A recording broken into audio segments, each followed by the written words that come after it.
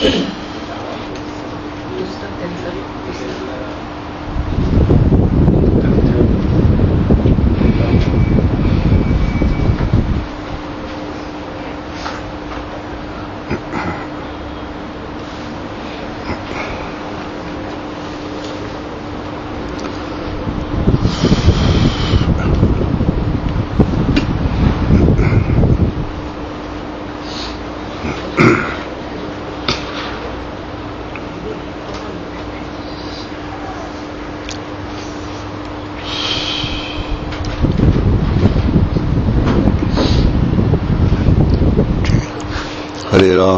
राम राम राम हरे हरे।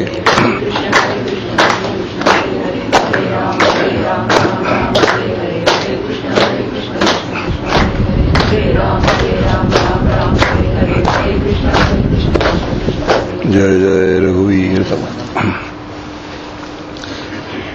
आज थोडासा रूळ बदलूया आणि बदलाचं एकच कारण आहे, मी गेले 8-10 दिवस सातत्याने अधिकार आणि पूर्वतयारी हे 2 शब्द वापरतोय। जिथे अधिकार पुरेसा नसतो आणि पूर्वतयारी पुरेशी नसते तिथे तत्वज्ञान जरी बुद्धीला कळलं तरी त्या तत्वज्ञानाचा अनुभव येत नाही। खूप जणांचा हा प्रश्न असतो, तत्वज्ञान सगळं कळलेलं आहे पण सगळं तत्वज्ञान जरी कळलं, सांगता जरी आलं, हे सुद्धा एक महत्वाची गोष्ट आहे, तरी सुद्धा त्या तत्वज्ञानाने जे व्हायला हवं, जीवनात जे बदल व्हायला हवे ते बदलही सातत्याने सांगतोय। शांती, समाधान, तृप्ती, आनंद, निर्भयता हे परमार्थातले परवलीचे शब्द आहेत की जे शांती असते तिथे परमार्थ असतो म्हणजे मोक्ष असतो, जिथे तृप्ती असते ते आनंद असतो, निर्भयता असते, चिंता अजिबात नसते, अशा अशा सगळ्या गोष्टी आहेत। ह्या 5-7 गोष्टी जिथे स्थिर झालेल्या असतात त्या ठिकाणी परमार्थ असतो आणि जिथे स्थिर झालेलं नसतं तिथे परमार्थ नसतो। मग भले कितीही ग्रंथ वाचलेले असू देत, कितीही श्रवण झालेलं असू दे, सांगितलेलं असू दे, या आत्म्यासंबंधी म्हटलं आत्मा अरे वा श्रोतव्य मंतव्य, तसंच आत्म्यासंबंधी म्हटले की नायमात्मा श्रवण नायमात्मा न च बहुना श्रुतेन, नायमात्मा प्रवचन लभ्यो न च बहुना श्रुतेन, म्हणजे हा आत्मा प्रवचन करून अनुभवाला येत नाही आणि किती ऐकलं तरी सुद्धा अनुभवाला येत नाही। मग कशाने अनुभवायला होतो? तो आत्मा जेव्हा स्वतःलाच प्रकट करतो, तो आत्मा जेव्हा स्वतःच साधकाला अनुभव आणून देतो स्वतःचा, त्यावेळेला त्या आत्म्याचा अनुभव येतो। एक आता हा जर अनुभव यायला हवा असेल तर आपण कुठे कमी पडतो हा एक विषय आहे आणि ह्या विषयाला हात घालण्यासाठी मी म्हणालो सुरुवातीला की आपण थोडा ट्रॅक बदलूया। ट्रॅक बदलला की जरा खडखडाट होतो, गोष्ट खरी आहे। रेल्वेचे रूळ आपण म्हणतो जरा बदलले की थोडा आवाज येतो आणि पुन्हा आपण मूळ ह्याला लागलो की आवाज तो निघून जातो। तसं आज थोडंसं होणार आहे आणि तसं होण्याचं कारण असं की आज थोडा उपनिषद सोडून जरा भगवद्गीतेच्या पहिल्या श्लोकाकडे वळणार आहोत आपण, आणि या दोघांचं नातं अतूट आहे। असं म्हणतात की उपनिषद हे गाय आहे, भगवान श्रीकृष्ण हा दोग्धा आहे आणि तो दोग्धा असतो तो उपनिषदाचा जो सारांश आहे तो गीतेमध्ये आलेला आहे। याचा दुसरा अर्थ असा की उपनिषद आणि गीता या दोन्हीतलं तत्वज्ञान अगदी सारखं आहे, फक्त गीतेमध्ये काही कर्मयोगासारख्या गोष्टी जास्त आलेल्या आहेत ज्या उपनिषदामध्ये बीज रूपाने आहेत पण सविस्तर नाही आहेत। म्हणून गीताशास्त्राचा अनुभव आणि उपनिषद शास्त्राचा अनुभव या 2 अनुभवात काही तसा फरक नाही आहे। आणि अनुभव का येत नाही हा एक मोठा कळीचा मुद्दा आहे, मराठीत ज्याला आपण कळीचा मुद्दा म्हणतो असा कळीचा मुद्दा आहे आणि तो आज समजून घ्यायचा प्रयत्न करूया आपण। आणि तो समजून घेतल्यानंतर मी ह्यात कुठे कमी पडतो हे ज्याचं त्याने समजून घ्यायचं, ते सुधारायचा, बदलायचा प्रयत्न करायचा। आणि असं जेव्हा आपण बदलू आणि सुधारू त्यावेळेला तो आत्मा जो आहे तो स्वतःहून प्रगट होऊन जाईल आणि त्या आत्म्याने स्वतःहून प्रगट होणं म्हणजे त्याचा सहज अनुभव येऊन जाणं हे अपेक्षित असतं। कोणत्याही प्रयत्नाने खटपटीने जे अनुभवाला येत नाही ते सहज त्यांनी स्वतःच प्रगट झाल्यावर अनुभवाला येतं।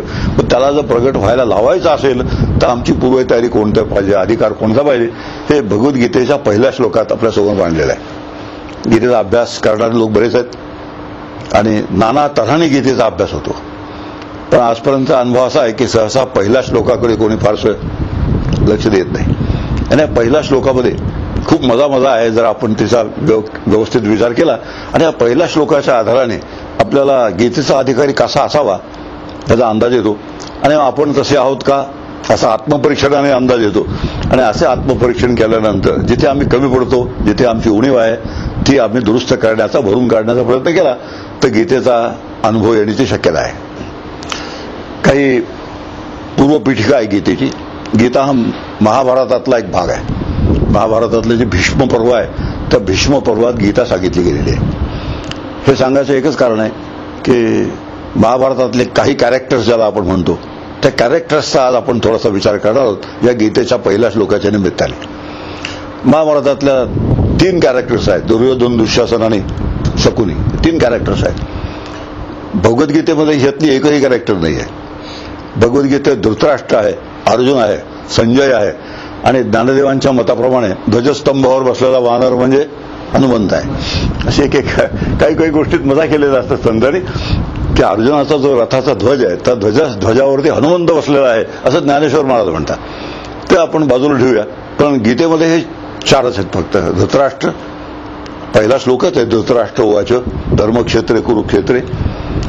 आता थोडा विचार करूया की ह्या 4 कॅरेक्टर जे आहेत गीतेतल्या त्यांनी गीता ऐकल्यानंतर त्यांच्यावर कोणता परिणाम झालाय. कृष्णावर परिणाम व्हायचा प्रश्नच नाही, तो सांगणार आहे.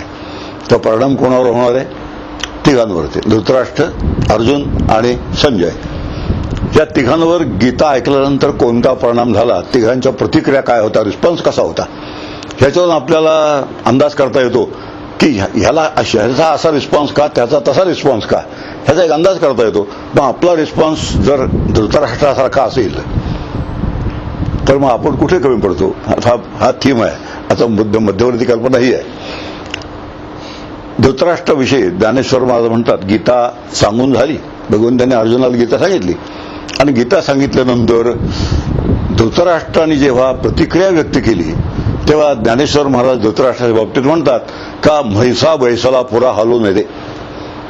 की एखादा रेडा जसा चिखलात बसतो आणि वाटेल झालं तरी हलत नाही, त्याप्रमाणे धृतराष्ट्रावरती गीतेचा काहीही परिणाम झाला नाही. त्याचा मूळचा जो स्वार्थ, शेवटी धृतराष्ट्राने विचारलंय, संजयाला सांगितलं हे तुझं बोलणं राहू दे, युद्धाचा निकाल कोणाच्या बाजूने लागणार ते सांग. म्हणजे धृतराष्ट्राला युद्धाचा निकाल लागण्याची, युद्ध सुरू होण्याची घाई झाली होती आणि युद्ध सुरू होण्याची घाई झालेली असल्यामुळे तो पुत्रस्नेह मोहितो असल्यामुळे, पुत्रांचा जो स्नेह आहे त्या पुत्रांच्या स्नेहाने तो मोहित झाला असल्यामुळे कृष्णाच्या सांगण्याकडे धृतराष्ट्राचं जवळपास लक्ष नव्हतंच. वास्तविक त्याला गीता ऐकावी समजावी म्हणून संजयाची योजना केलेली, कमेंटेटर म्हणून. आता अशा परिस्थितीत संजयाने सगळी गीता धृतराष्ट्राला सांगितली, जशी सांगितली कृष्णाने तशी. पण धृतराष्ट्रावर काहीही परिणाम झाला नाही आणि त्या संबंधी फार छान वर्णन केलं का म्हैसा बैसाला पुरा हालोची नेणे. फार छान विचार आहे तो. धृतराष्ट्रावर काही इतका परिणाम झाला नाही. आता तो का परिणाम झाला नाही ते आपण पाहू. मग त्या धृतराष्ट्रातले काही गुण आपल्याला आहेत का तसा विचार करू आणि ते असतील तर मग आपल्यावरही परिणाम होणार नाही असा निश्चय करू. आणि तसा निश्चय केल्यानंतर ते आपण घालवलं पाहिजे असं ते आणखी एक निश्चय करू. या सगळ्या निश्चयाचा आपल्याला थोडा परामर्श घ्यायचा आहे. मुद्दाम ट्रॅक बदलण्याचं एकच कारण आहे, सातत्याने उपनिषद ऐकतोय. आणखीन खूप उपनिषद आहेत ते आपण ऐकू कोणाकोणाकडून, ते कुठे तरी ऐकायला मिळतीलच. तर या सगळ्याचा अपेक्षित परिणाम व्हायला हवा असेल तर आपली पूर्वतयारी कशी असावी आणि कशी नसावी या दोन्हीचा आपल्याला अंदाज येतो. रेड्याला हल्या म्हणतात त्याचं हेच कारण आहे. हलता हलत नाही त्याला काय म्हणायचं, त्याला हल्या असं म्हणतात. अशी धृतराष्ट्राची परिस्थिती. संजयावर काय परिणाम झाला, यच्च संस्मृत्य भगवद्गीतेचे शेवटी विचार आहे की तो संवाद ऐकल्यानंतर इतका हर्ष झाला संजयाला की संजय ते संवाद आठवून नाचायला लागला, इतका खुश झाला संजय. अर्जुनावर काय परिणाम झाला, अर्जुन म्हणाला नष्टो मोहा स्मृतिर्लब्धा आणि शेवटी म्हणाला करिष्ये वचनम तव. आता गीतेमधल्या 3 कॅरेक्टर्स आहेत ज्यांनी गीता ऐकली.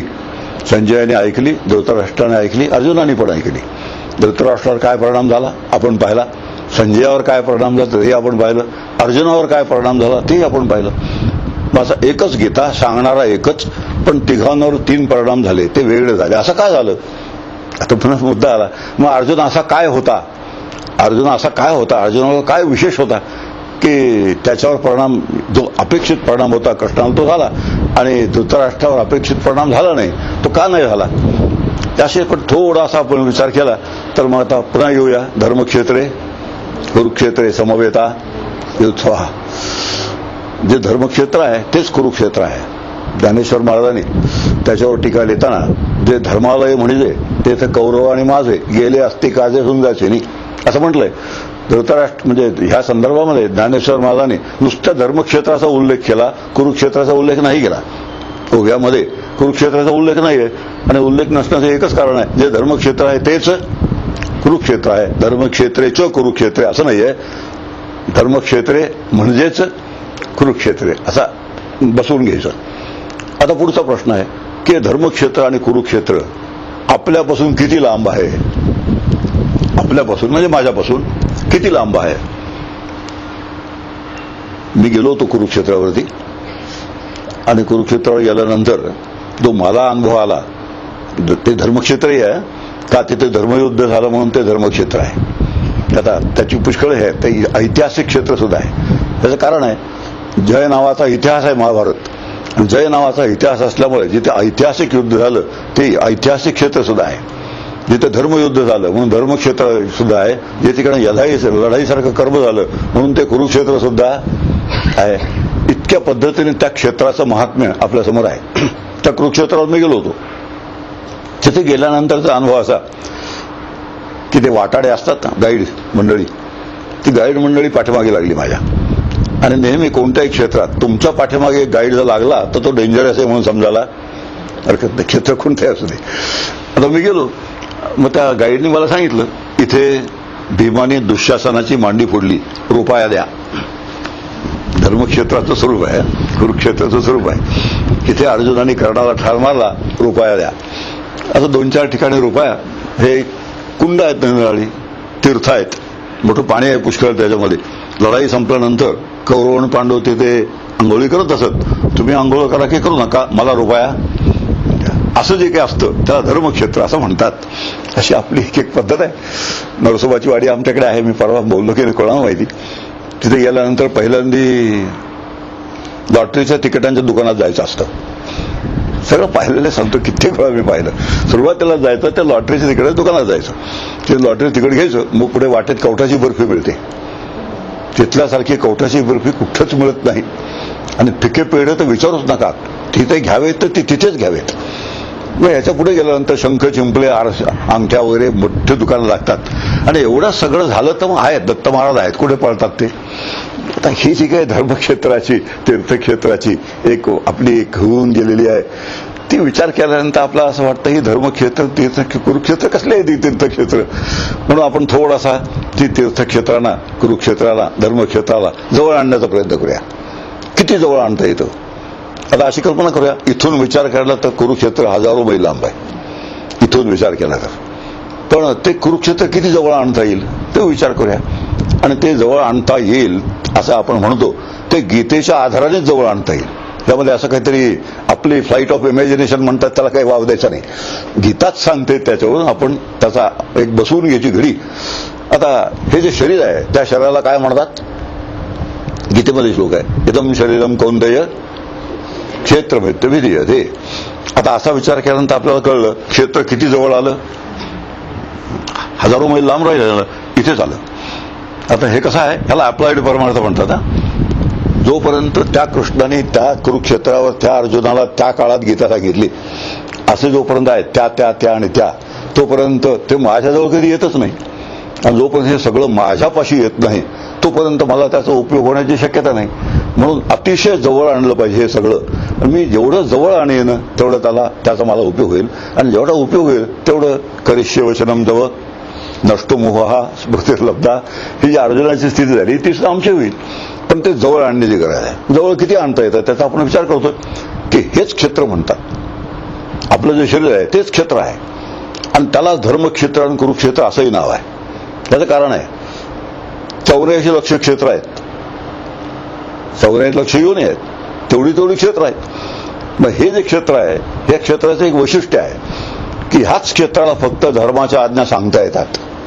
ह्याच क्षेत्रामध्ये धर्माच्या आज्ञा समजण्याची व्यवस्था आहे आणि ह्याच क्षेत्रामध्ये धर्माचं पालन करून धर्माची फळं मिळवण्याची क्षमता आहे. म्हणून हे जे क्षेत्र आहे त्याला काय म्हणावं? धर्मक्षेत्र म्हणावं.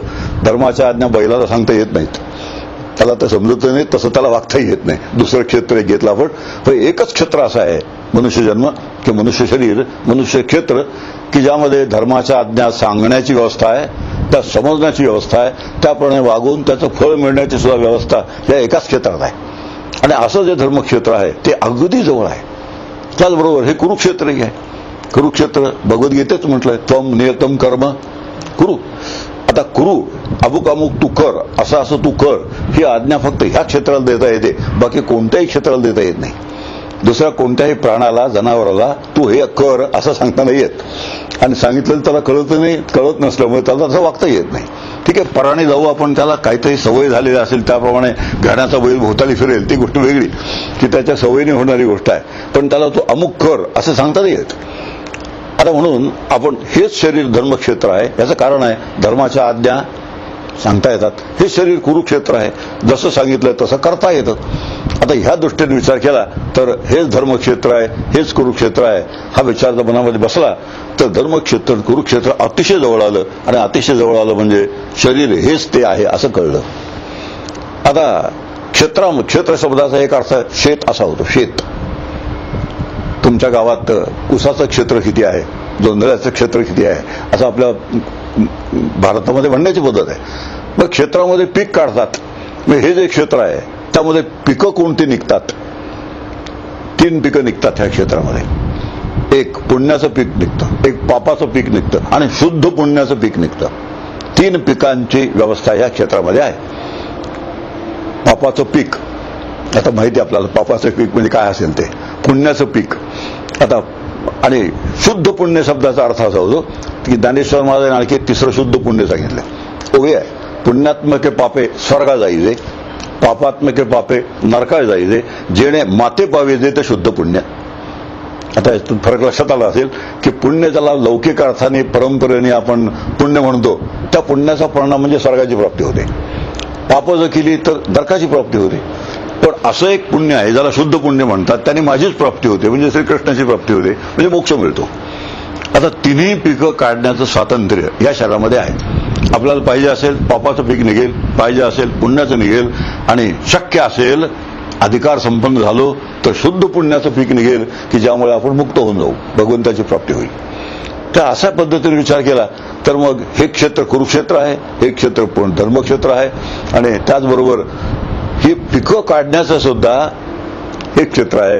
आता आपण ठरवायचं, आता पुण्याने काय होतं, पुण्याने सुख मिळतं, पापाने दुःख मिळतं. नियम आहे की जिथे पुण्य असतं तिथे सुख मिळतं, जिथे पाप असतं ते दुःख मिळतं. आणि शुद्ध पुण्य असतं तिथे पाप पुण्यातीत म्हणजे सुख दुःखातीत आनंद मिळतो. ही सगळी परमार्थ शास्त्राची घडी बसून दिलेली आहे. आणि सगळी घडी आपण जर बैठक छान बसून घेतली तर मी नेमकं काय करायचं आणि काय करायचं नाही हे कळतं. आणि काय करायचं आणि काय करायचं नाही हे कळलं की आपला अधिकार वाढतो, पूर्वतयारी वाढते. आणि अधिकार आणि पूर्वतयारी वाढली की मग अर्जुनाला जसा नष्ट मोहा स्मृतिर्लब्धा हा जो परिणाम झाला तो परिणाम तुमच्या आमच्या वाट्याला येण्याची शक्यता आहे. अशी सगळी छान घडी बसून घ्यायची. आणि अशी घडी बसून घेतल्यानंतर आता धृतराष्ट्रावर का परिणाम झाला नाही, अर्जुनावर का झाला, तर त्या क्षेत्राची हळूहळू. आता त्याचं उत्तर त्या श्लोकामध्येच आहे की धृतराष्ट्र माझे कोणाला म्हणत होता आणि परके कोणाला समजत होता. तिथेच आहे सगळं. मी सुरुवातीला म्हणालो हे फ्लाईट ऑफ इमॅजिनेशन नाही, काहीतरी कुठेतरी जोडून दिलं आणि काहीतरी केलंय असं नाहीये. तिथेच ती सगळी व्यवस्था आहे.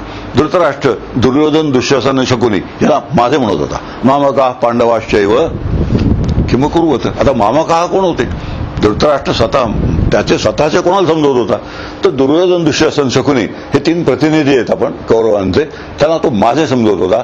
आणि हे अर्जुन, भीम आणि युधिष्ठिर यांना तो परके समजवत होता, वैरी समजवत होता.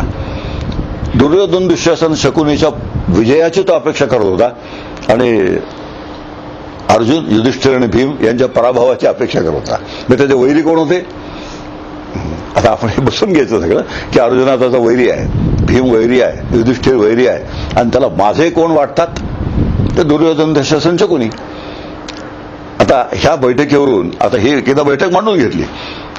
आता माझ्यामध्ये कोणते 3 आहेत ह्याचा विचार करा. हे 3 आहेत.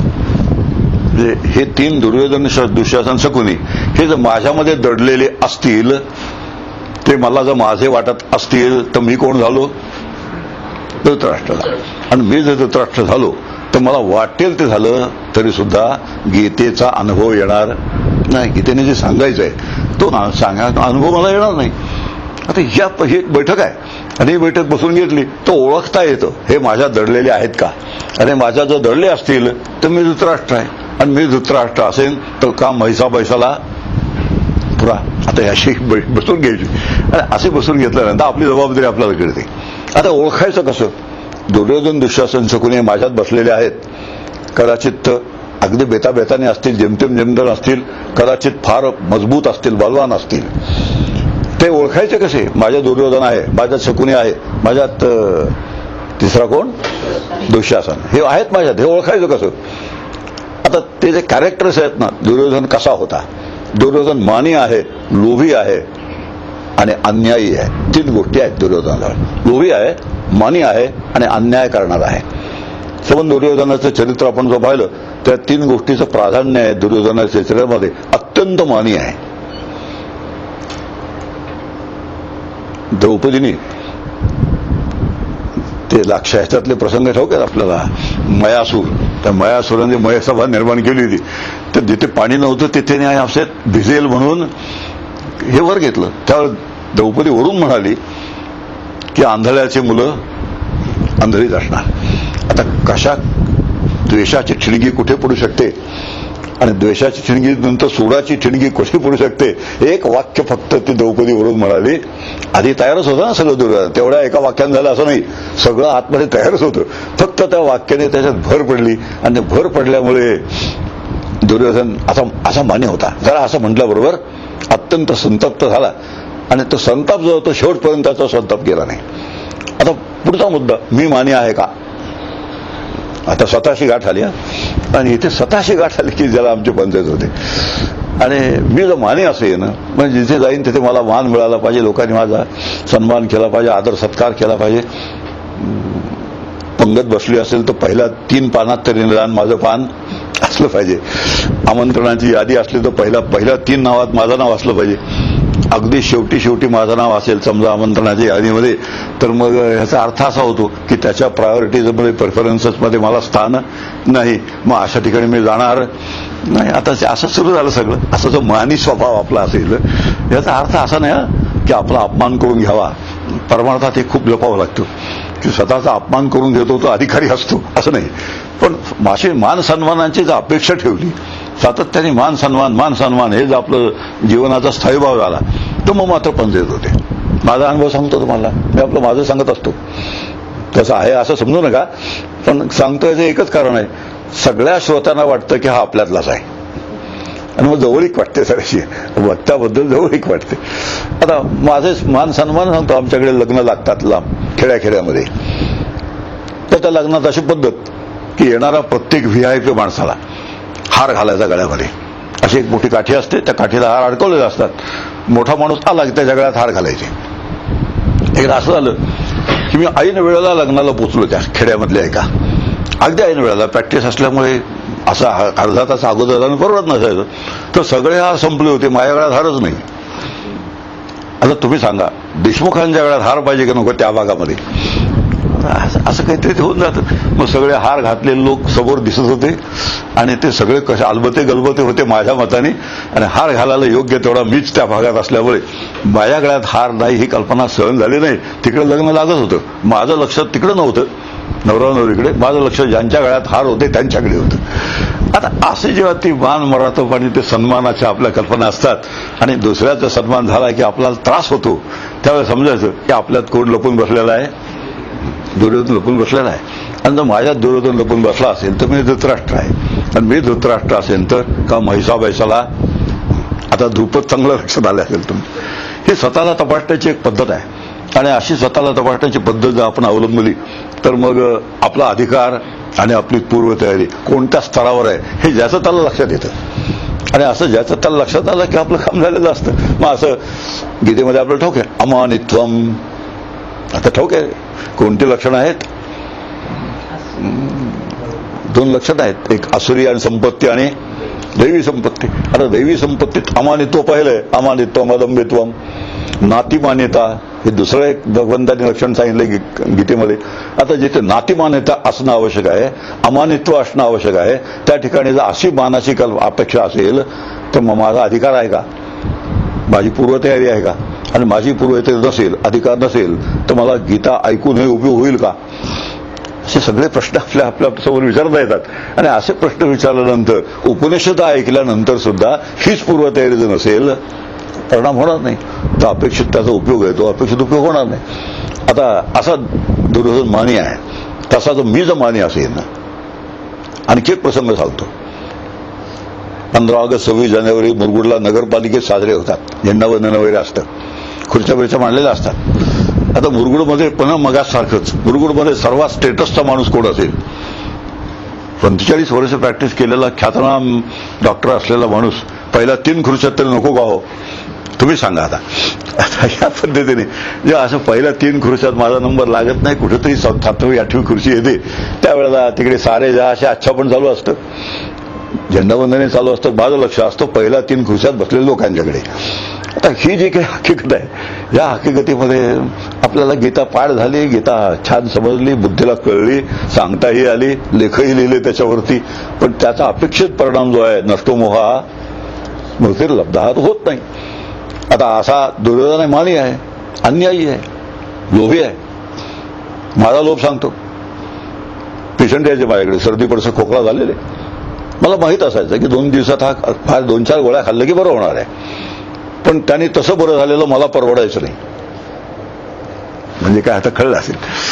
मग मी त्याला सांगायचो तुला 10 इंजेक्शनचा कोर्स घ्यायची आवश्यकता आहे, आणि असा 10 इंजेक्शनचा कोर्स घेतल्यानंतर 20-10 200 रुपये मी खिशात जेव्हा घालतो, आणि असे 200 रुपये खिशात घालून जेव्हा विठ्ठलासमोर जाऊन उभा राहतो, नमस्कार, तेव्हा विठ्ठल माझ्याकडे बघेल का बघून घेईल, साधे असे विचार असतात.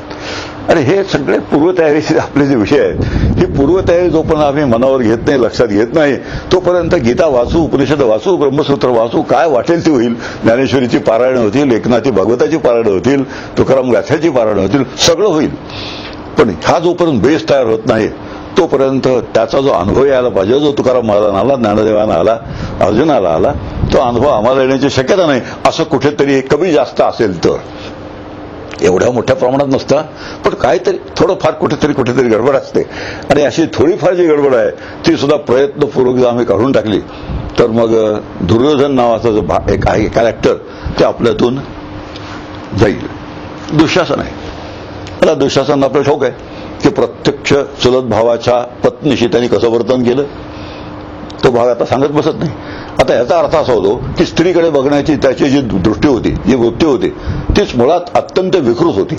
आणि अशी विकृत मनोरचना आतमध्ये आपल्याला कुठे असेल तर आत कोण दडलेला आहे, दुःशासन आहे. तो दुःशासन असेल तर मी कोण ठरलो, धृतराष्ट्र ठरलो. मी जर धृतराष्ट्र ठरलो तर म्हैसाला पुरा द्रुपद आहे. असं सगळं बसून घ्यायचं. आणि असं बसून घेतल्यानंतर आपल्यालाच कळत जातं की मला अनुभव काय येत नाही.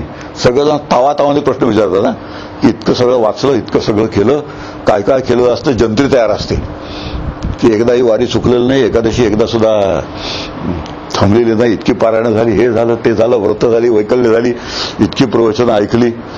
इतकी प्रवचनं ऐकल्यानंतर वक्त्यासंबंधी आम्ही खूप चर्चा केली, तो कसा आहे, तो कसा आहे, तो कसा आहे, आणि वक्त्यासंबंधी चर्चा करून स्वतः तसाच राहिला. अशी जी काही गडबड असते ह्या क्षेत्रामध्ये, ती सगळी गडबड राहिल्यानंतर त्यांनी होणार आहे काय, हा पुढचा प्रश्न असतो. म्हणून दुर्योधन आहे. हा दुर्योधन माझ्या दडलेला असेल तर, दुःशासन दडलेला असेल तर शकुनी आहे. आता शकुनीचे कॅरेक्टर ठाऊक आहे आपल्याला की एकही चाल सरळ नाही, तेढ्या चालीचा. बुद्धिबळात जसं उंट कसा चालतो, नेहमी तिरका चालतो, तशी दुःशासनाची बुद्धीच तिरकी. आणि त्यामुळे कोणाला फसवायचं कसं, खोटं करायचं कसं, डाव म्हणतात, काव्यबाजपण म्हणतात, तो कसा करायचा, हे सगळं बोलायचं एक, करायचं एक, अशा तऱ्हेचे जे वृत्ती असतात त्या जर माझ्यात कुठे असतील तर समजा रकत नाही. आत कोण आहे, शकुनी मामा आहे. मी शकुनी कसा आहे ते सांगतो. माझं हॉस्पिटल 15 बेडचं हॉस्पिटल होतं. एक दिवशी मी गेलो हॉस्पिटलमध्ये संध्याकाळी 5 वाजता. सगळे कॉट्स भरलेल्या होत्या. कसं वाटलं असेल? प्रत्येक कॉटवर एक एक पेशंट आहे. आणखीन आयडियल कंडिशन काय असू शकते? सगळे चार्ट छान भरलेले बघितले. एक पेशंट मला म्हणायला लागला, डॉक्टर साहेब मला आता बरं वाटतं, मला घरी जायला परवानगी द्या. आता एक पेशंट कॉट मोकळी झाली. एक कॉट मोकळी झाली की त्याचे येणारे जे आहे ते सुद्धा थांबलं. म्हणून मी त्याला दम दिला चांगल्यापैकी. तुला बरं वाटतंय असं तुला वाटतंय खरं, पण ते तसं नाही. तुझी प्रकृती अजून गंभीर आहे आणि तू जर माझा न विचारता घरी गेलास आणि तिथे काही कमी जास्त झालं तर मी जबाबदार नाही. आता एवढं दमदाटी केल्यानंतर तो बिचारा पांघरून घेऊन झोपून गेला. आता रात्री 9 वाजता एक अडलेली बाळंतीण आली. ऑब्स्ट्रक्टेड लेबर म्हणतात त्याला. आता तिला खाट ठेवायला जागा नाही. आणि समजा तिला सिझेरियन करायला लागलं तर म्हणजे लागतंच करायला. आता अशा परिस्थितीत तिला ठेवायला जागा नाही, कॉटच मोकळी नाही. आता काय करायचं? आता प्रश्न आला. मग मला संध्याकाळी त्याची आठवण झाली. कोणाची? रात्री 9 वाजता संध्याकाळी जो मला म्हणत होता मला आता बरं वाटतंय, त्याची आठवण झाली. मी त्याच्या वेळेसमोर गेलो आणि त्याला प्रेमाने अगदी हाक मारली, वत्सा उठ, तुला आता छान बरं वाटतंय, घरी जायला हरकत नाही. मग 5 वाजता काय झालं होतं? आता याला डॉक्टर शकुनी असं म्हणतात. या पद्धतीने विचार केला. अशा बारीक बारीक गोष्टी असतात हो. आणि या सगळ्या बारीक गोष्टी जशाच्या तशा आम्ही ठेवतो. आणि मग आमची गीता वाचन चालू आहे, ज्ञानेश्वरी चालू आहे, एकनाथ विभाग सगळं चालू आहे आणि हेही चालू आहे. अशा 2 गोष्टी हातात त्या ठेवून चालत राहिल्या तर आपल्याला जो अपेक्षित परिणाम आहे तो अपेक्षित परिणाम मिळत नाही. आता माझ्याविषयी बोलल्यानंतर दुसऱ्या विषयांचं थोडं थोडं बोलायला हरकत नाही. माझ्याविषयी सांगितल्यानंतर आता काही शिक्षक असतात शाळेमध्ये, कॉलेजमध्ये, ते अशा बेताने शाळेत शिकवतात, कॉलेजमध्ये शिकवतात की विद्यार्थ्यांनी घरी शिकवणीला आलंच पाहिजे. त्याला शकुनी स्वर असं म्हणतात.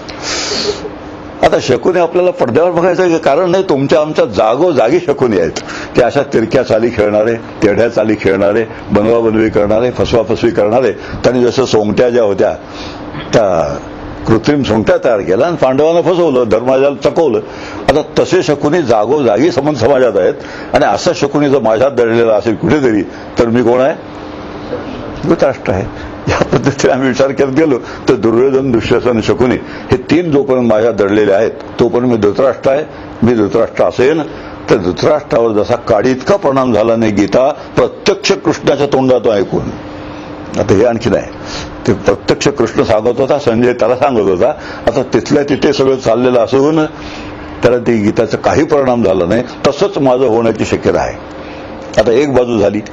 मी जेव्हा हे 3 माझ्यातले तपासले तेव्हा मला असं आढळलं हे चांगले बलवान आहेत. कोण? दुर्योधन, दुःशासन, शकुनी फार बलवान आहेत. आता दुसरे येत आहेत अर्जुन, भीम आणि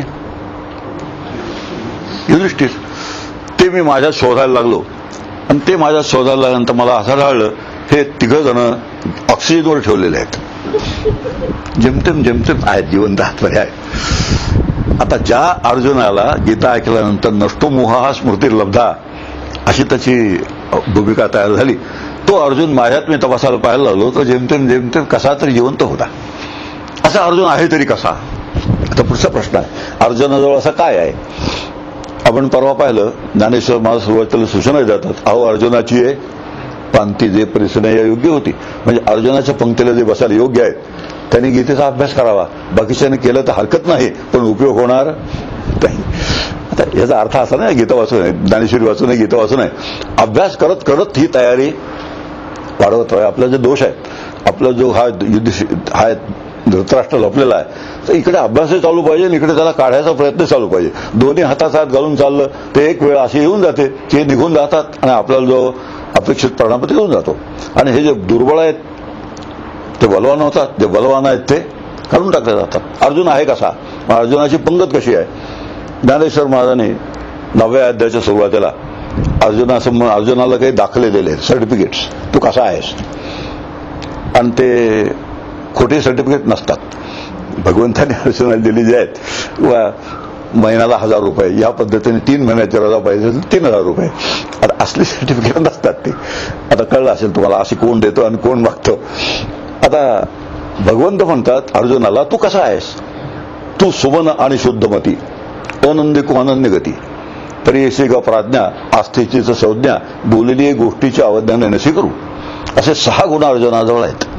आणि असे 6 गुण अर्जुनाजवळ असल्यामुळे हे अशी अर्जुनाची पंगत तयार होते. आणि अशी अर्जुनाची पंगत तयार झाल्यानंतर अर्जुन म्हणतो नष्टो मोहा स्मृतिर्लब्धा करिष्ये वचनम तव. आता या भूमिकेवर अर्जुन आला. का बरं आला? एकदाच ऐकली गीता, एकदाच ऐकली. आम्ही किती वेळा वाचले असेल, पारायण किती वेळा केली असतील, किती जणांच्या टीका वाचल्या असतील. हा काय म्हणतो, हा काय म्हणतो, त्यांनी काय मत आहे, त्याचं काय मत आहे, असं सगळं पांडित्य तर होतं. आणि इतकं सगळं पांडित्यानंतर माझं काय मत आहे, मी जसा आहे तसाच. हे काही विचित्र परिस्थिती आहे. आता इतक्या टीका वाचल्यानंतर विद्वत्ता होते. हा नाव हो, मी तो वाचलेला आहे, तो ते मला माहिती आहे, सगळं माहीत असतं, सगळं वाचलेलं असतं, पण पाहिजे तेच नसतं. फार बिकट परिस्थिती आहे परमार्थात. खरं जर करायला गेलं तर बिकट परिस्थिती आहे. कसं तरी करायला लागलं, दिखाऊ करायला लागलं तर सगळं छान आहे. मग आनंदाची तिकडे. आता सुमन, तू सुमन आहेस. सुमन शब्दाचा अर्थ ज्याचं मन चांगलं आहे असा. मनाचं काम काय असतो?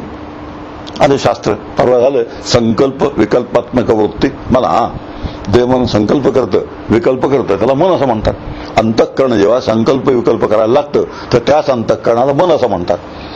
आता माझे संकल्प आणि विकल्प कसा असावेत? सु म्हणजे चांगले. माझे संकल्प चांगले असावेत. सगळे संकल्प माझे चांगले असतील तुम्ही सुमन आहे. आणि सुमन शब्दाचा अर्थ सगळ्यांविषयी माझ्या मनामध्ये जेव्हा सदिच्छा असेल, कोणाला तरी वाईट व्हावं, कोणाचं तरी नुकसान व्हावं, कोणाचं तरी वाटोळं व्हावं, अशा पद्धतीचे मनात माझे विचार येत असतील तर समजा हरकत नाही, माझं मन सुमन नाही. परवा मी तो श्लोकही सांगितला, सर्वेपी सुखिनः सन्तु सर्वे सन्तु निरामया. असं ज्याला सातत्याने वाटत राहतं त्याला सुमन असं म्हणतात. आणि त्या विपरीत जर वाटायला लागलं तर ताबडतोब तो दुरुस्त करून घेतो. तिथल्या तिथे देवाचं नाव घेतो, दुरुस्त करून घेतो. ते समजा कोणाबद्दल वाटलं की यांचं नुकसान झालं पाहिजे, यांचं फार चांगलं चाललंय, हे काही बरोबर नाही, आपल्या मानाने हे फारच वर गेलेलं दिसतोय, अशा पद्धतीने कुठे जर निर्माण झालं तर तिथल्या तिथे ते दुरुस्त करून घेऊन देवाचं नाव घेऊन जो दुरुस्त करतो त्याचं मन सुमन व्हायला मदत होते. संता सुमन कशा असतात माहितीये? जे खळांची व्यंकटी सांडो तया सत्कर्मी. असं नाही म्हणाले ते की जे खळा आहेत त्यांना ठार मारीन, असं नाही म्हणाले. की जे खळांची व्यंकटी सांडो, त्या तिरक्या चाल्या असतात, त्या तिरक्या चाल्या बऱ्या होते, दुरुस्त होते. त्या सत्कर्मी रती वाढो. चांगली चांगली कर्म करण्याकडे त्यांची प्रवृत्ती निर्माण हो. ज्ञानेश्वर महाराज संत दुष्ट दुर्जन जेव्हा दिसतात तर त्यांना ठार मारण्याची भाषा बोलत नाहीत, त्यांना एलिमिनेट करण्याची भाषा बोलत नाहीत, तर त्यांच्या प्रवृत्तीत सुधारणा व्हावी, बदल व्हावा अशी अपेक्षा करतात. आणि तेच म्हणून ते सुमन असतात. म्हणून सुमन शुद्ध मती. आता मतीचं काम काय? मती म्हणजे बुद्धी. निश्चयात्मिका वृत्ती बुद्धी, असं बुद्धीचं लक्षण आहे. जे निर्णय घेणारे अंतःकरण आहे त्याला बुद्धी म्हणतात. मग माझ्या बुद्धीचे निर्णय कसे असावेत? आता पुढचा प्रश्न आहे, माझ्या बुद्धीचे सगळे निर्णय भगवंताच्या निर्णयाला अनुसरणारे असावेत. भगवान श्रीकृष्णाच्या निर्णयाला अनुसरण असावे.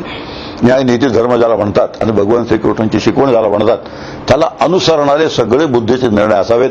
वासनेला अनुसरणारे नसावेत. कालच आपण पाहिलं वासना दोन प्रकारची, एक सद्वासना आणि एक कुवासना. दोन वासनेचे प्रवाह असतात, एक सद्वासना आणि दुर्वासना. तो माझ्या बुद्धीला जी वाईट वासना आहे ती सांगणार आहे असा निर्णय घे, तसा निर्णय घे, पण माझ्या बुद्धीने त्याच वेळेला विवेकाचा वापर करायचा आहे. आणि विवेकाचा वापर करून या बाबतीत भगवान श्रीकृष्णाचा निर्णय काय आहे तो निर्णय लक्षात घ्यायचा आहे आणि त्या निर्णयाप्रमाणे आपला निर्णय सुसंगत ठेवायचा आहे. अशी जी बुद्धी असते त्या बुद्धीला सुमन शुद्धमती असं म्हणतात. शुद्धमती शब्दाचा स्पेसिफिक अर्थ आहे की भगवद्गीतेत जी श्रीकृष्णाने बुद्धी सांगितलेली आहे त्या बुद्धीनुसार जी बुद्धीचा निर्णय घेते त्या अशी जी बुद्धी आहे ती सुबुद्धी आहे. दोन्ही गोष्टी सांगण्यासारख्या आहेत. कर्मण्येवाधिकार असते माफलेषु असं भगवान सांगतात. आता माझ्या बुद्धीने तसा जर निर्णय घेतला तर माझी बुद्धी शुद्ध आहे, आणि तसा बुद्धी नाही निर्णय नाही घेतला तर माझी बुद्धी शुद्ध नाही. इतकं मी सर्वांसाठी केलं, सर्वांच्या यातलं वाक्य आहे, सर्वांसाठी मी एवढं केलं, झट झटलो आणि शेवटी माझ्या वाटाला हे आलं. अशा पद्धतीच्या रडगाणं जे आपण गातो त्यावेळेला भगवंताच्या निर्णयाप्रमाणे आपली बुद्धीने काम निर्णय घेतलेला नसतो. आणि जेव्हा भगवंताच्या निर्णयाप्रमाणे आपली बुद्धी निर्णय घेत नाही त्यावेळेला जे व्हायचं ते होतं. पण अर्जुनाला जसा नष्टो मोहा स्मृतिर्लब्धा हे जे फळ मिळालं ते फळ मला मिळणार नाही, का माझे निर्णय जे आहेत बुद्धीचे ते भगवंताच्या निर्णयाशी विरोधी आहेत. या पद्धतीने सुमन शुद्धमती. आता करता तू नाहीस, येणार आहे तो विषय, तू मारणारा नाहीस आणि हे मरणारे पण नाहीत. तू मरणारा नाहीस, हे मारणारे पण नाहीत. आणि त्याच वेळा मी जर समजा करणारा समजलो, कर्तृत्व माझा आहे असं समजलो, मी करताय असं समजलो, तर भगवंताचे जे निर्णय बुद्धीचे ते आम्ही मानले नाहीत. आणि ते मानले नाहीत तर माझा मोह जाणार नाही, आणि मग मी ब्रह्मा आहे, मी आत्मा आहे असा अनुभव येणार नाही. मी करता आहे, माझ्याशिवाय होणार नाही, वगैरे वगैरे. परवा मी माझं वर्णन करून सांगितलं तुम्हाला की मला काय वाटत असे पूर्वी. पेशंट माझ्यामुळे जगला, मी होतो म्हणून जगला, दुसरीकडे गेला असता तर, इत्यादी इत्यादी. हे सगळं वर्णन परवा तुम्ही माझ्याकडून ऐकलेलं आहे. तर प्रत्येक गोष्टीत मी ब्रेड विनर आहे, मी कुटुंब प्रमुख आहे, हे सुद्धा एक कटकटी असतात. माझ्या मागून कसं होईल कोणास ठाऊक. हे फारच ना सगळं देखा आपल्या तिकडे चाललंय, ठीक आहे, पण माझ्या मागून आता काय होईल आणि कसं होईल. कीर्तनकाराची गोष्ट सांगतो. दरिद्री कीर्तनकार होता, अत्यंत दरिद्र, घरात खायला येणं, कंटाळा एक दिवशी वैतागून घर सोडून निघून गेला खेड्यातला. तर खेड्यातल्या लोकांनी असा विचार केला की हा कुटुंबाचा जो कर्ता आहे, जो ब्रेडविनर आहे, पोशिंदा आहे, तो निघून गेलेला आहे. तर गावातल्या लोकांनी शिधा गोळा केला आणि सगळ्याचा कुटुंबियांना आणून दिलं आणि त्यांची व्यवस्था लावून दिली. इकडे त्याला कळलं की आपल्या मागे ह्यांचं चांगलं चाललेलं आहे, आपण जरी नसलो तर यांचं व्यवस्थित चाललंय, म्हणून हा गुपचूप परत आला रात्री. आता हा परत आल्यानंतर पुन्हा गावकरी लोकांना कळलं की पोशिंदा आलेला आहे, कुटुंब प्रमुख आलेला आहे, शिधा देणं बंद केलं. तर कुटुंबातल्या लोकांनी 4 दिवस वाट बघितली आणि सांगितलं शेवटी तुम्ही होतात तिकडे चांगले होता. आता यावरून आपल्याला कळतं, हे असं कळतं आत्मा नसतो कामाय सर्व प्रेम होत. या परवा उपदेशाचा सिद्धांत सांगितलाय. या सिद्धांताला धरून सगळ्या लोकांची वाटचाल चाललेली असते आणि आपण मात्र भोरसटपणाने काहीतरी गृहीत धरून बसतो, आणि असं काहीतरी गृहीत धरून बसलो की निराशेचा झटका आल्या राहत नाही. आता हे सगळे विचार भगवंताचे निर्णय आहेत. या निर्णयानुसार माझी बुद्धी असेल सुमन आणि शुद्धमती, अनिंदक, 6 आहे ना, अनिंदक. अर्जुन निंदा करणार नाही, कोणाचीही निंदा करणार नाही. निंदा 2 प्रकारची आहे. एक, आपण जी नेहमी करत असलो तर, कारण आमचा सर्वांचा नियम असा आहे भारतामध्ये की 2 जण भेटले की तिसऱ्याबद्दल बोललंच पाहिजे, आणि ते सहसा चांगलं असता कामा नये. काय अशा अलिखित नियम आहेत. 2 जण भेटले की तिसऱ्याबद्दल बोललं पाहिजे, आणि ते सहसा अरे तुला तसं वाटतंय तो तसा आहे, पण तू समजतो तसा तो नाही. झालं सुरुवात. आणि अशी सुरुवात झाली की एक सेशन सुरू होतं अर्धा तासाचं, आणि हे जे सेशन असतं ते निंदेचं सेशन असतं. आणि म्हणून अशी निंदा अजिबात जो न करणार आहे, कोणाही जीवाचा नगडो मत्सर असं तुकाराम महाराज म्हणतात, किंवा परस्त्री परधन परनिंदा काल आपण पाहिलंय. अशी निंदा जो मुळीच करत नाही, कोणाचीही निंदा करत नाही. निंदेची उर्मी आली तरी सुद्धा ती उर्मी येणार आहे, कारण सवय पडलेली असते पहिल्यापासून. सवय ती उर्मी येणार नाही असं होणार नाही, पण हळूहळू आपण आपलं जर नियंत्रण घालत गेलो तर निंदेची उर्मी सुद्धा हळूहळू नाहीशी होऊन जाते. हा निंदा शब्दाचा एक अर्थ जो आपल्याला नेहमीचा माहिती येतो. निंदा शब्दाचा दुसरा अर्थ असा आहे, भगवान श्रीकृष्णाला माणूस समजणं ही दुसरी निंदा आहे. की प्रत्यक्ष परब्रह्म श्रीकृष्णाच्या रूपाने अवतरलं, अशा पद्धतीने आमची श्रद्धा आहे. आणि ती श्रद्धा असल्यामुळे कृष्णाचं का ऐकायचं, मोठी पंचायत आहे. कृष्णाचं का ऐकायचं, अवतार आहे म्हणून. गुलाबराव महाराजांनी त्याबद्दल फार अनध्यस्त विवर्ताची एक कल्पना मांडली. विदर्भामध्ये संत होऊन गेले गुलाबराव महाराज. ते म्हणाले की सोनं आणि अलंकार हे जसं असं तसं ब्रह्म आणि कृष्ण असं आहे की सोनं जे आहे ते सोनं असं, त्याला आकार नसतो कोणता, पण अलंकार दिला की ते विशेष अलंकाराच्या रूपाने ते प्रकट होतं. तसं ब्रह्म जरी अरूप असलं, निराकार असलं, तरी तेच ब्रह्म श्रीकृष्णाच्या रूपाने व्यक्तीला आलाय. त्याला अनध्यस्त विवर्ताची प्रक्रिया असं म्हणतात. आता म्हणजे काय ते सांगत नाही, पण आता एक लक्षात घ्यायचं की असा जो श्रीकृष्ण आहे, त्या श्रीकृष्णाचे आपण जेव्हा ऐकतो तेव्हा ते प्रमाण म्हणून त्याचं ऐकतो. याचं एकच कारण आहे की श्रीकृष्ण हे प्रत्यक्ष अवतार आहेत, आणि ते जे सांगतील ते आपल्या हिताचं असणार आहे, त्यांच्या हिताचं नसणार आहे. हे आमच्याबद्दल नेहमी एक प्रश्न असतं, कोणीतरी माणूस एखादी गोष्ट जेव्हा सांगतो तेव्हा त्याचा काय डाव असेल, आणि डाव ठेवून सांगणारे लोक पुष्कळ असतात या जगामध्ये. पुन्हा माझी गोष्ट सांगतो. एक दिवशी एक पेशंट आला माझ्याकडे. तो म्हणाला, डॉक्टर साहेब, काल रात्री मी स्वप्नामध्ये काळ्या रेड्यावर बसलेला काळा माणूस पाहिला. म्हणजे कोण, आता कल्पना आली असेल तुम्हाला, काळ्या रेड्यावर बसलेला काळा माणूस. घाबरून आला होता. आता असं घाबरून आलेलं लोक असतात ना, ते नेहमी एक्सप्लॉयटेशनला फार छान असतात. त्यांच्याकडून पुष्कळ गोष्टी वसूल करून घेता येतात, लुबाडता येतात, त्यांना लुटता येतं. मग मी पण त्याला सांगितलं, तू असं कर, 5 तोळे सोन्याचा रेडा तयार कर, तो मला अर्पण कर, म्हणजे मी तुझी यमाच्या तडाख्यातून सुटका करतो. याचं कारण आहे, यमदेवाची माझी फार जुनी ओळख आहे. कित्येक लोकांना मी आजपर्यंत त्यांच्याकडे पाठवलंय प्रॅक्टिसमध्ये. या पद्धतीने आता हे जे काही मी त्याला सांगितलं, 5 तोळ्याचा सोन्याचा रेडा तू घे, तू मला तो अर्पण कर, म्हणजे मी तुला सोडवतो, हे जो सगळा विचार आहे, यामध्ये त्याचा कल्याणाचा काय भाग आहे का? सगळं मी माझ्या हिताचा विचार केलाय, माझ्या स्वार्थाचा विचार करून त्याला काही गोष्टी सांगितले, तापावरले चक्क.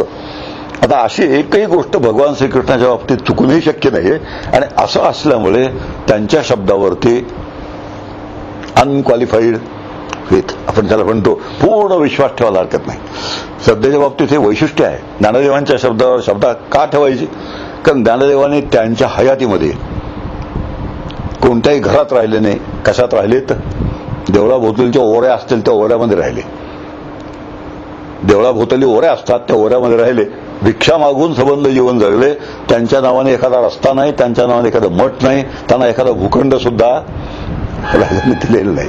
इतकं अत्यंत निस्वार्थी. आणि असे जे निस्वार्थी मंडळी असतात, त्यांनी सांगितलेलं जे तत्वज्ञान असतं, त्या तत्वज्ञानावर 100% विश्वास ठेवायला अजिबात अडचण नसते. या बेसवर आपण भगवान श्रीकृष्णाचं तत्वज्ञान स्वीकारतो, श्रीरामाचं तत्वज्ञान स्वीकारतो, ज्ञानदेवांचं तत्वज्ञान स्वीकारतो, तुकोराबाळांचं तत्वज्ञान स्वीकारतो. आणि अशा पद्धतीने भगवान श्रीकृष्णांनी जे सांगितलेलं आहे, सुमन शुद्धमती, त्यांनी जो निर्णय दिलेला आहे गीताशास्त्राच्या माध्यमातून, तो निर्णय मी जसाच्या तसा स्वीकारला. माझी मती शुद्ध आहे. काही जण म्हणतात बरं का, देवाने मला प्रत्यक्ष येऊन सांगितलं मी करेन ना, म्हणजे काही करायचं नसतं तेव्हाची. देवाने जाऊन स्वप्नात तरी येऊन मला दृष्टांत दिला पाहिजे, तू असं कर म्हणून, किंवा प्रत्यक्ष समोर हजर होऊन मला सांगितलं पाहिजे तू असं कर म्हणून.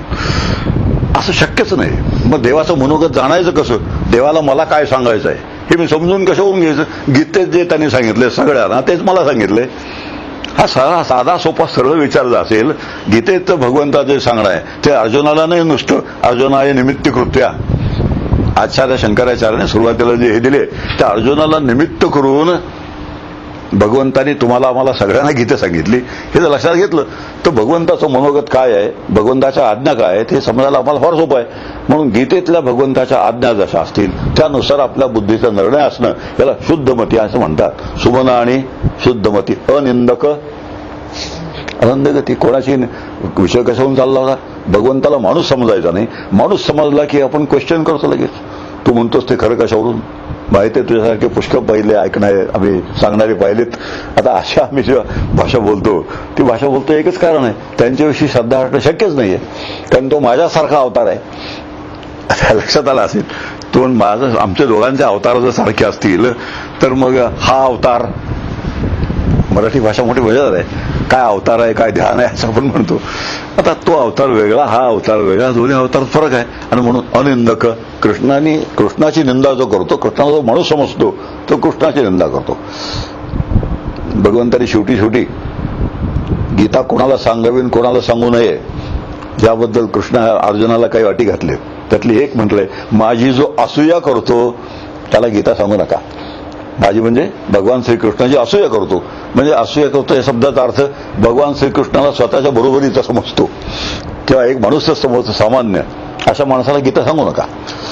याच्यावरून आपल्याला एक कळतं की त्याचे जे निर्णय आहेत तेच माझे निर्णय असावे. आणि त्याचा निर्णय आपला विचार चालला होता की कृष्णाची निंदा करणारा, कृष्णाला माणूस समजणारा माणूस जो असतो तो कृष्णाची निंदा करतो. अनिंदक अनन्य गती. आता या सगळ्या अडचणीच आहे ना. अनन्य गती, एका कृष्णाशिवाय ज्याला दुसरी गती ठाऊक नाही असा, त्याला अनन्य गती असं म्हणतात. एका कृष्णाशिवाय ज्याला दुसरी गती ठाऊक नाही त्याला अनन्य गती म्हणतात. जायचं ते कृष्णाकडे, नाम त्याचंच घ्यायचं, ऐकायचं त्याचंच, वाचायचं त्याचंच, सगळं असेल ते त्याच्या संबंधी असेल ते, दुसरीकडे डुंकून सुद्धा पाहायचं नाही, असं जो कोणी असतो त्याला अनन्य गती असं म्हणतात. आता इथं डॉगमा तयार व्हायचा प्रश्न नाही. जर मी कृष्ण भक्त आहे म्हणून रामभक्त नाही किंवा शिवभक्त नाही असं नाही. तर कृष्ण स्वतःच म्हणतो की सर्व रूप कोणाची आहेत, आम्ही समजून घेतलं व्यवस्थित तर प्रत्येक गोष्ट आहे, सगळे रूप माझीच आहेत. विश्वरूप दर्शनामध्ये एकही रूप त्याने दाखवायचं शिल्लक ठेवलेलं नाही. तर सगळी रूपं माझीच आहेत. पण फक्त मी जर कृष्ण भक्त असेल तर हनुमंताच्या मंदिरात गेल्यानंतर मी तिथे कृष्णच पाहीन, रामाच्या मंदिरात गेल्यानंतर रामच पाहीन, कृष्णच पाहीन, शिव मंदिरात गेलो तरी कृष्णच पाहीन. अशा पद्धतीने ज्या मंदिरात मी जाईन तो मंदिरातली मूर्ती जशी असेल तशी असू दे, मी काय बघणार आहे तिथे. समर्थाने असंच केलं. विठ्ठल मंदिरात गेले आणि त्या विठ्ठलाला विचारलं, इथे का रे उभा श्रीरामा. पाहतायत विठ्ठलाला आणि म्हणतायत का रामा तू इथे का उभा. आणि नुसतं एवढ्यावर थांबले नाही, धनुष्य काय केलंस, सीतेचं काय केलंस, असा प्रश्न तिथे विचारला. आणि याचं कारण आहे की समर्थांना कोदंडधारी रामच पाहिजे. हातात धनुष्य खाली ठेवलेला राम समर्थांना नकोय. आणि नको याचं कारण आहे त्या काळची परिस्थितीच तशी होती की धनुष्य खाली ठेवून बघणार नव्हतं. तर सगळे विचार मी लक्षात घेतलं. अनन्यगती शब्दाचा अर्थ डॉगमा हट्ट असं नाही, समजून बरोबर. नरहरी सोनाराची गोष्टच प्रसिद्धच आहे, सगळ्यांना ती गोष्ट ठाऊक आहे की माप कोणाचा घ्यायला गेला. विठ्ठलाच्या कमरेला चेन तयार करायची होती, साखळी. तो म्हणाला मी विठ्ठलाचं तोंड बघणार नाही कारण मी शिवभक्त आहे. आता असा डॉगमॅटिक होता. आणि मग ते आपल्याला ठाऊक आहे ती चेन काही बरोबर बसेना, वाटेल झाले तरी चेन बसेना. आणि शेवटी जेव्हा शरण गेला विठ्ठलाला तेव्हा ती चेन पुन्हा त्याला जशी करायला पाहिजे तशी करता आली. यातला कथाभाग सोडून द्यायचा. मंथुनी नवनीता तैसे गे अनंता वाया व्यर्थ कथा सांडली. फार जपावं लागतं ह्या बाबतीमध्ये, नाही तर असं कसं झालं, तो चमत्कार झाला कसा, मग चमत्कार म्हणजे विठ्ठल हा चमत्कार प्रधान देव आहे का, असे सगळे पुढचे प्रश्न निर्माण होतात. आणि असे पुढचे प्रश्न निर्माण झाले की मुख्य जो प्रश्न असतो त्याला बगल मिळते. आणि मुख्य प्रश्नाला बगल मिळण्यासारखं एकही गोष्ट आम्ही सहन करता कामा नये. हे अगदी फार काय म्हणतात त्याला खूप जपायचं असतं. मग आपलं तू शोभन शुद्धमती आनंदक अनन्यगती परीसे ग प्राज्ञा तू आस्थेची जी संज्ञा बोलली गोष्टीची अवज्ञा नेणसी करू, असा अर्जुन आहे. ही अर्जुनाची पंगत आहे. आणि असा अर्जुनाच्या पंक्तीला जो बसायला योग्य असेल त्याला गीतेचा काय मिळणार आहे, त्याची फलश्रुती आहे, ती फलश्रुती मिळणार आहे. परीसे ग प्राज्ञा तू अत्यंत बुद्धिमान आहेस. आता पुढचा प्रश्न आला, अर्जुन बुद्धिमान आहे खरा, पण मी जर बुद्धिमान नसेल तर काय करायचं. पुढचा प्रश्न आहे. तर सगळे प्रश्न असतात परमार्थामध्ये आणि प्रत्येक प्रश्नाला सोल्युशन आहे. तुकाराम महाराजांनी त्या प्रश्नाचं उत्तर दिलंय. न कळे ते कळू येईल उगले नामे या विठ्ठल एकाशिया. फार सुंदर विचार आहे की तुला जे कळत नाही असं वाटतं ना, ते तू नाम घे की त्या नामाने तुला ते कळत नसलेलं कळायला लागेल. आता ह्याचा कार्यकारण भाव आपण शोधत बसलो तर काही सापडणार नाही. हे असं नाही, असं कसं होतं ते सिद्ध करून द्या, अशा पद्धतीने लॅबोरेटरी सिद्ध करण्याचा विषय नाहीये. कारण खुद्द तुकाराम महाराजांचा अनुभव आहे तो. आता तुकाराम महाराज शिकलेले नव्हते. लौकिक अर्थाने एकही पदवी तुकाराम महाराजांना नाही. किंवा त्या काळची जी पद्धत एखाद्या आचार्याकडे जाऊन शिक्षण घ्यायची, न्याय संस्कृत व्याकरण वगैरे, तेही तुकाराम महाराजांच्या वाट्याला आलेलं नाहीये. आणि तरी सुद्धा तुकाराम महाराजांचे अभंग हे युनिव्हर्सिटीमध्ये अभ्यासाला लावले जातात आणि ते तिथल्या प्रोफेसर लोकांना समजत नाहीत. एक अभंगाचा नमुना सांगतो, मजेदार गोष्टी असतात. तुकामुळे खावे प्यावे जमा खर्च तुझ्या नावे. तुकाराम महाराजांचा एक अभंग आहे. तुकामुळे खावं मी खाईन मी पिईन आणि जमा खर्च तुझ्या नावाने. आता याचा जर असं करत अर्थ केला की देऊमध्ये एक हॉटेल होतं, तुकाराम महाराज तिथे सकाळी बटाटे वडे खात होते, संध्याकाळी उत्तप्पा खात होते. तो हॉटेलवाला बिल त्यांचं जे बिल ते खताणीवर लिहून ठेवत होता आणि 1 तारखेला विठ्ठल येऊन सगळं बिल भागवत होता. असा अर्थ केला तर काय होईल. पण अशा पहिला अर्थ काही माहीतच नाही कोणाला. तुकामुळे खावे तुकामुळे प्यावे जमा खर्च तुझ्या नावे. अरे याचा अर्थ असा होतो की जीवनमुक्त स्थितीमध्ये तुकाराम जीवनमुक्त झाले. त्या जीवनमुक्त स्थितीमध्ये ते जे कर्म करतील त्या कर्मातून जे पाप निर्माण होईल आणि पुण्य निर्माण होईल त्याचा सगळा जमा खर्च कोणाच्या नावाने आहे, विठ्ठलाच्या नावाने आहे. याचा अर्थ असा होतो की तुकाराम महाराज पाप पुण्यातीत झाले आणि पाप पुण्यातीत झाल्यानंतर जे घडेल पाप हातून त्यांच्या जे पुण्य घडेल त्याची सगळी जबाबदारी कोणाकडे आहे, विठ्ठलाकडे आहे. पुढचे ह्या मंडळीकडून पाप घडतं का, किती समस्या निर्माण होतात. घडतं काहीतरी त्यांच्या कळत नकळत एखादं पाप घडत असेल. आता त्याची वाटणी फार बृहदारण्यक उपनिषद छान करून दिलेले आहे की तुकाराम महाराजांनी जे पुण्य केलं असेल ते त्यांचे जे भक्त आहेत त्याचं क्रेडिट त्यांच्या वाट्याला जाईल आणि तुकाराम महाराजांचे निंदक आहेत त्यांच्या वाट्याला पापाचं जे काही क्रेडिट आहे त्याच्या वाट्याला जाईल. आता असं क्रेडिट म्हणण्याचं एकच कारण आहे, संत तुम्हाला जर ओळखले नाहीत तर निदान त्यांची निंदा तरी करू नका. त्यातला तात्पर्य घ्यायचं, सोडून द्यायचं. आम्हाला ओळखत नाही, आम्हाला समजत नाही असं म्हणून गप्प बसावं की नाही, असं नाही गप्प बसायला होत. काहीतरी आतमध्ये उर्मी येते आणि अशी उर्मी आली की आपण निंदाला सुरुवात करतो. मग अशी निंदा जर केली त्यांची, तर ते जे पाप करते ते तुमच्या खात्यावर जमा होईल. अशी एक दमदाटीची भाषा उपनिषदामध्ये आहे. तो विषय वेगळा आहे. प्राज्ञा, परियशी का प्राज्ञा. आता प्राज्ञा शब्दाचा तू बुद्धिमान आहेस. आता बुद्धिमान आहेस, कुठून आणली बुद्धी? मुद्दा तो आला की तुकाराम महाराजांनी अखंड नाम घेतलं, विठ्ठलाचं नाम घेतलं आणि विठ्ठलाचं नाम घेतल्यामुळे ददामी बुद्धियोगम तम यनमाम उपयान. ते गीतेमध्येच आहे. मी त्यांना बुद्धियोग देतो आणि बुद्धियोग दिला की ते माझ्या स्वरूपाला प्राप्त होऊन जातात. आता यातला कार्यकारण भाव जो आहे तो श्रद्धेने आम्ही स्वीकारायचा. कशावरून? तुकाराम महाराज म्हणतात त्यावरून.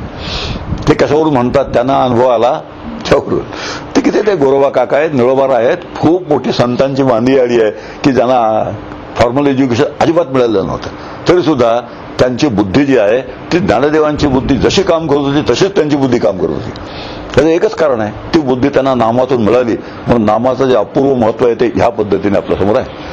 परियशी का प्राज्ञा तू आस्थेची संज्ञा.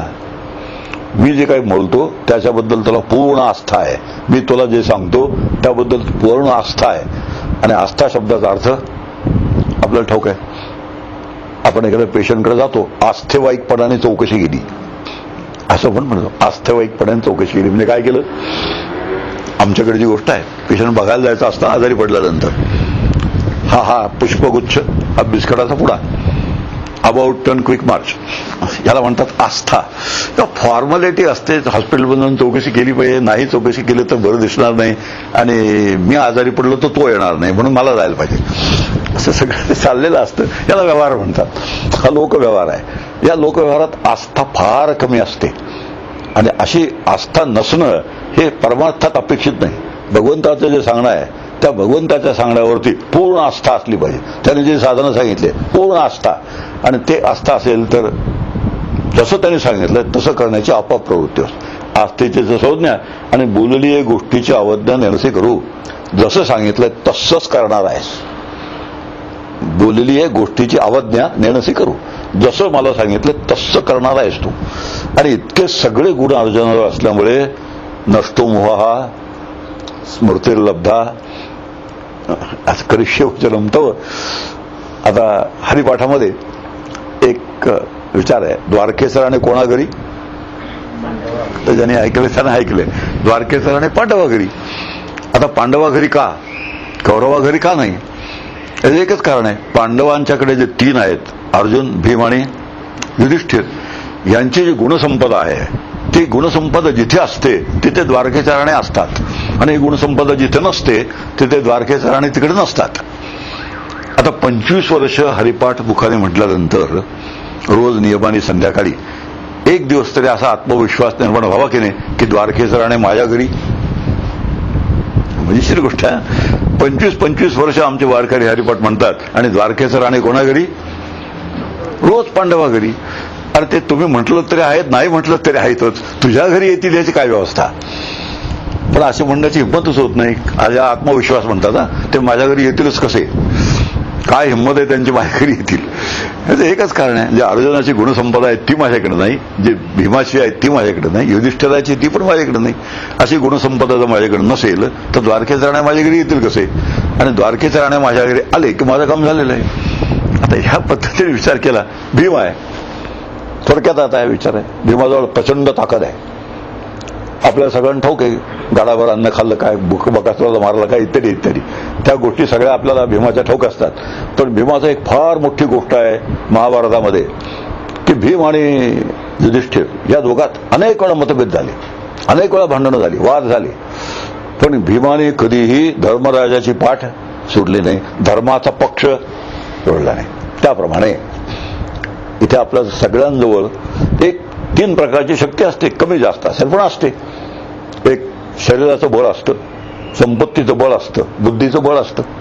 ही तिन्ही बळं जी आमच्याजवळ आहेत कमी जास्त प्रमाणात, ही तिन्ही जर धर्माच्या मर्यादेत ठेवली आणि धर्मासाठी वापरली तर मी कोण झालो? मग भीम झालो. आता या पद्धती बघा, असा जसा मी दुर्योधन झालो होतो, शकुनी झालो होतो, दुःशासन झालो होतो, तसा मी भीम होतो. माझ्याजवळ जी जी ताकद आहे कमी जास्त सगळ्यांजवळच आहे, ती धर्माच्या मर्यादेत वापरली पाहिजे आणि धर्मासाठी वापरली पाहिजे. असे जेव्हा मी वापरेन त्यावेळेला मी भीम होईन, आणि जेव्हा भीम मी होईन तेव्हा द्वारकेचे राणे पांडवाघरी. आता धर्मराज युधिष्ठिर आहेत, ते प्रत्यक्ष धर्म हेच त्यांचं रूप आहे, धर्माची मूर्तीच आहे. पण धर्माच्या नावाने किती भोळं नसावं तेही त्यांच्याकडून शिकायचं आहे. हा विषय सांगतो आणि थांबून जातो. लढाई सुरू संपत आली कौरव पांडवांची. संपत आल्यानंतर दुर्योधन लपून बसला होता एका तळ्यामध्ये. पांडवांना कळलं दुर्योधन तळ्यात लपून बसलाय. सगळे पांडव गेले आणि हाक पाडले त्याला. अरे असा भॅडासारखा लपून काय बसला, बाहेर आहे. मानी असल्यामुळे चटकन बाहेर आला. काय ऑफर द्यावी युधिष्ठिराने त्याला. ऑफर, हा छान शब्द आहे. हे बघ, तू आमच्या 5 पांडवांपैकी कोणाशीही लढाई कर, जिंकलास तर सगळं राज्य तुझं.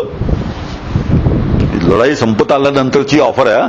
कृष्णाने सुद्धा कपाळाला हात लावला की मग लढला कशाला 18 दिवस आधीच करायचं. लढाईच्या सुरुवातीलाच 5 पैकी कोणाजवळ तू लढ, जिंकलास तर तुझं राज्य. असं पहिल्यानं का म्हणाला. 18 अक्षोहिणी सैन्य मेलं, हजारो लाखो बायका विधवा झाल्या, प्रचंड विध्वंस झाला, आणि इतकं सगळं झाल्यानंतर तू हे म्हणतोयस. म्हणजे फक्त तुला काय अक्कल आहे का एवढं म्हणायचं राहिलं होतं शिल्लक. आता तीच गोष्ट मोहम्मद घोरी आणि पृथ्वीराज चव्हाण या बाबतीत तीच गोष्ट झाली. आपण तो विषय सोडून देऊया. आता मुद्दा आहे की दुर्योधन मानी होता, आणि मानी असल्यामुळे त्याने लढायचं कोणाशी ठरवलं. आता इथे त्याच्या मानेपणाने त्याचं नुकसान कसं झालं. तो म्हणाला मी लढलो तर भीमाशी लढणार आहे, उगाच सहदेव नकुलाशी मी लढत बसणार आहे, ते माझ्याशी लढण्याच्या लायकीचेच नाही आहेत.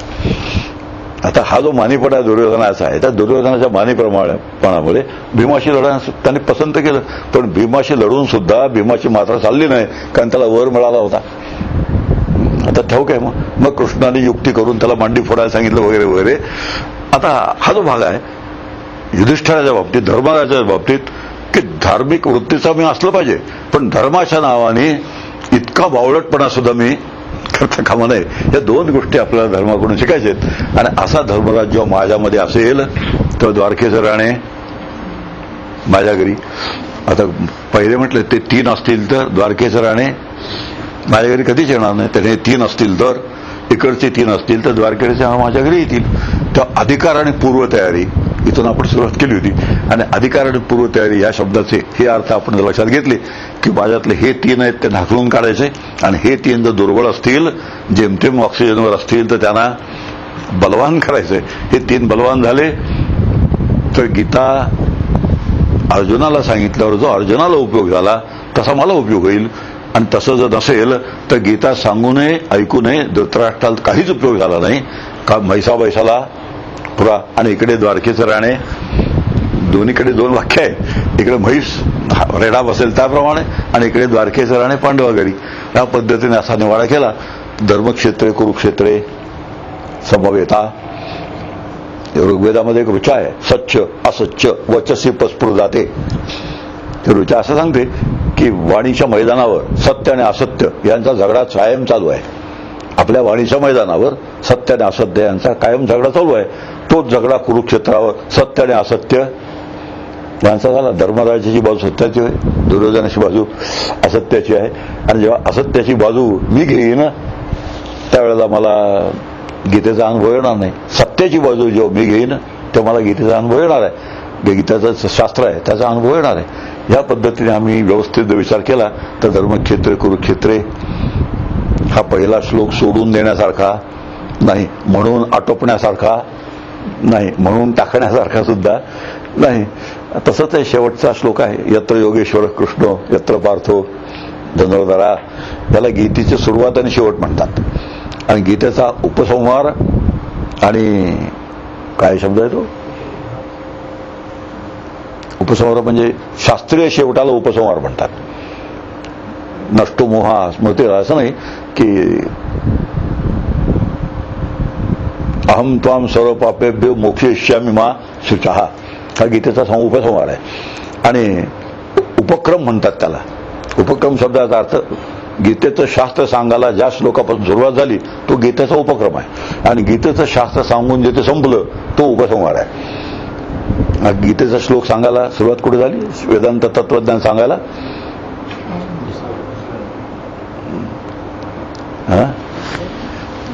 उपक्रम कोणता गीतेचा शास्त्रीय दृष्टीने.